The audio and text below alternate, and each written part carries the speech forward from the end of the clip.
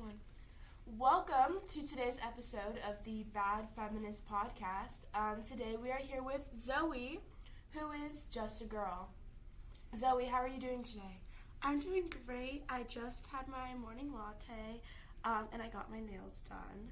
I'm also an influencer, and my most recent video got a lot of likes, so I'm very happy about that. Perfect. Well, I'm glad to hear it. So today we're going to talk about bad feminism.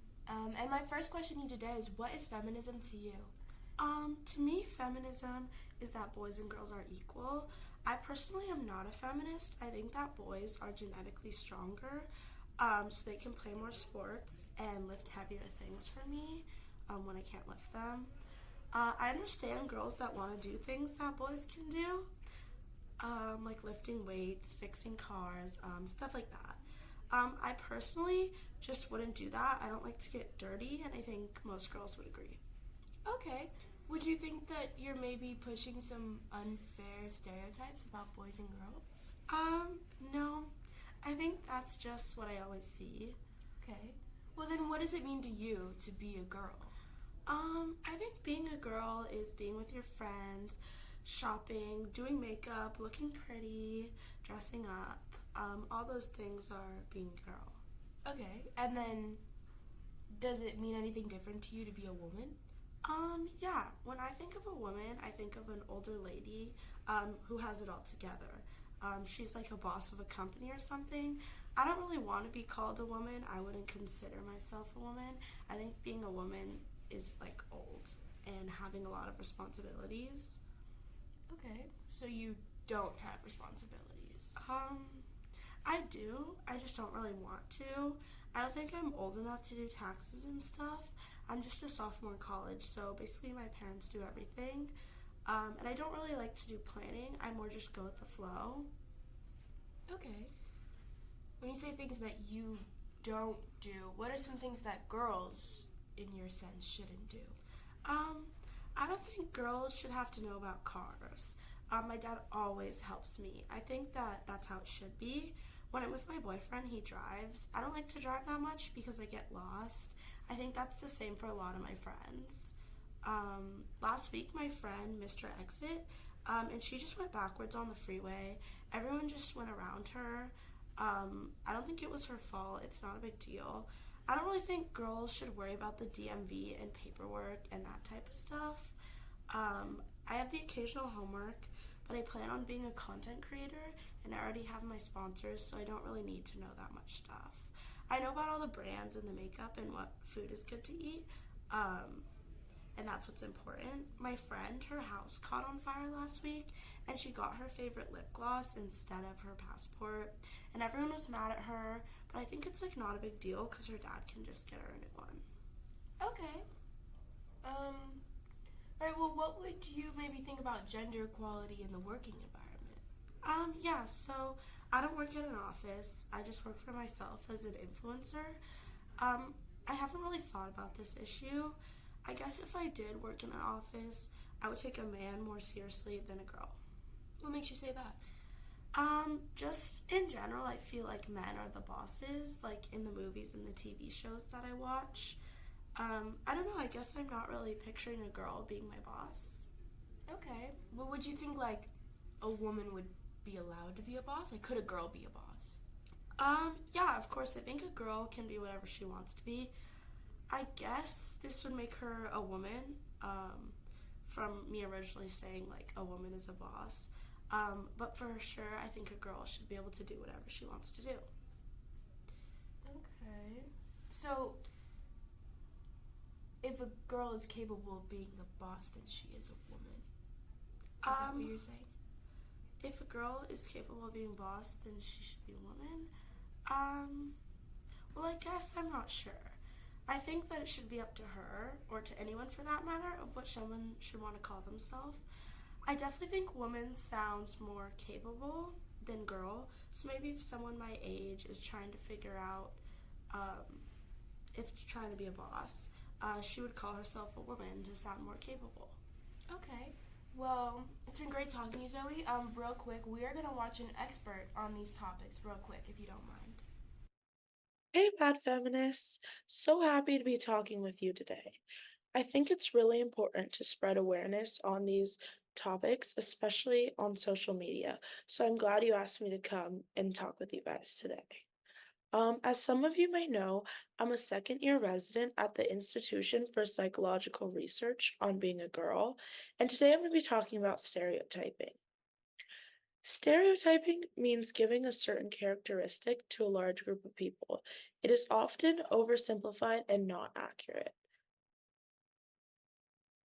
Think of stereotypes as these pre-packaged ideas or beliefs we assign to a whole group of people. It's like trying to fit everyone into the same box, even though we know everyone is different. So let's dive into an example. Everyone has heard of the stereotype that girls like the color pink. And now I'm sure we all know a girl that loves the color pink, but I'm also sure we all know a girl that hates the color pink. So why does this matter? Well, it's not just about whether someone likes pink or not.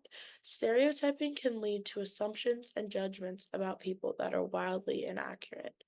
It's like saying, oh, you're a girl, so you must love the color pink, which is not fair to the girl who hates pink, and it's also not reflective of all girls. I'm a girl and I love the color blue. So, in the case of the pink stereotype, it might seem harmless and maybe just a little bit annoying, but stereotypes aren't always just annoying. Sometimes they can be very harmful. They can feed into bigger issues like discrimination and prejudice, where people are treated unfairly because of narrow minded beliefs about their group. The reason for this is because of stereotyping threat and self fulfilling prophecies. As defined by Gilovich in his textbook Social Psychology, stereotype threat is the idea that people will subconsciously look to confirm stereotypes, which is harmful when it's a negative stereotype. Gilovich also describes the idea of self-fulfilling prophecies, which is that people act towards members of a certain group in ways that encourage the very behavior they expect to see from those groups. So for example, if a racial group is stereotyped to be dumb, people may treat someone from this group as if they were dumb. For example, if the person that has this stereotype in mind is a teacher or mentor, it may cause the student from this racial group to get a worse education if the teacher's treating them like they're dumb. Or if the person hears this stereotype, they might be discouraged from trying because they believe that no matter how hard they try, they will always be dumb, which isn't true. So we can see here why they're harmful. Therefore, going forward, I ask and encourage you guys to keep this in mind, especially if you have a following on social media. We wouldn't want people seeing videos that feed into negative stereotypes and it harming their self-perceptions. Again, thank you guys so much for having me. Bye, bad feminists. And we are back.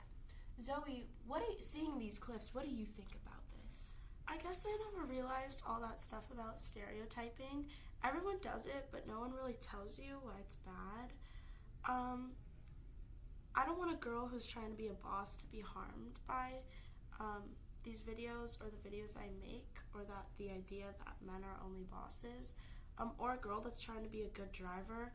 I don't want her to think she'll always be a bad driver because of the videos I make. Yeah. So, do you think this idea comes up in your videos? Yeah, I think the videos I make can definitely be stereotyping, like the one about the girl not knowing how to drive that I just talked about. But I do think they can also be good. The videos I make, like the one I make about liking pink or eating sweet treats and not caring what other people think, and being girly and just owning it. So maybe sticking to those and not the negative stereotypes that could cause stereotyping threats, like they talked about in the video. Mm-hmm. All right, well, we're going to show one more clip of women talking about what feminism means to them. Thank you. Ready? Hi, today we're here at Harvard, and we're going to be interviewing a Harvard student who's taking a feminism class on how she defines feminism.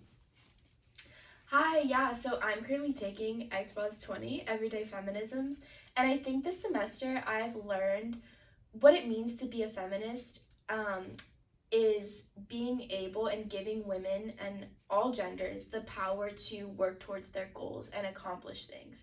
And I think just being able to defy the original standards set forth by society for women, and that you're powerless and you can't do anything. But feminism is giving women this power to accomplish things. Thank you. Thank you so much. Hey, we are here with another Harvard feminist. How do you define feminism? That's such a great question, especially having studied feminism and especially its various interpretations and forms within mass media, especially social media.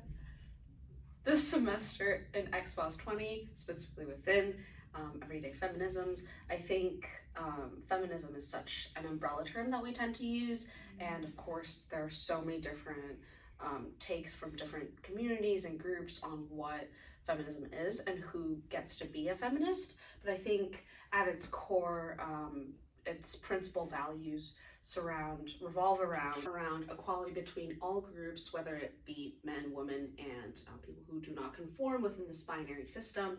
And what we've seen specifically within the class that I really appreciate is how popular feminism specifically has impacted the overall feminist movement.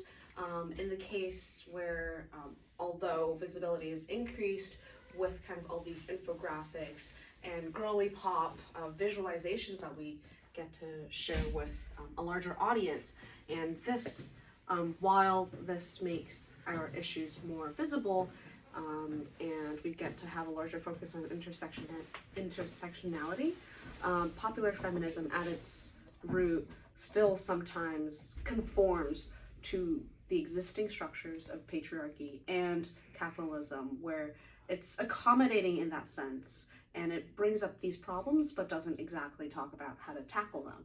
And I think while studying feminism and trying to be a better feminist, as we are all currently hoping to do so, these are just some of the things that we would pay attention to. And I think equality, circling back again, is kind of like one main component of feminism that I would use to define it. Awesome. Thank you so much for sharing with us. Alright, Zoe, well, seeing these videos, does this change your mind at all about what feminism means to you? Yeah, I guess feminism is more flexible than I thought. I think my views that women should be able to do whatever they want definitely align with feminism.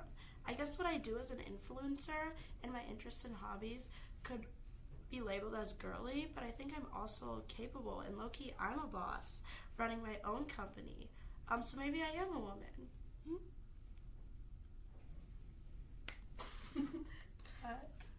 Okay, we're done. How long is that? I think that was kind of long. It's kind of long.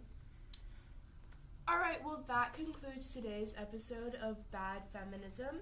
So today we spoke to Zoe, who is just a girl. But through our conversation, she learned that she may be a woman. And it's been great. Yeah. I want to cut it, edit, end it. Yeah. But I'm gonna, End. I'm gonna give a little outro. Oh, do you want me to leave? No. Okay. Because Was that's, that the I want to outro? do what I was I feel like it'd be good to have a little outro. Okay. When I was saying, but then I kind of No, it was stuttered, good. and I don't want to stutter. Okay, do it again. Okay. Well, that was today's episode of Bad Feminism. Thank you all for joining us. Today we were joined by Zoe, who is just a girl, but through our conversation learned that she could be a woman. It's been great having you all today, and we will see you in the next episode.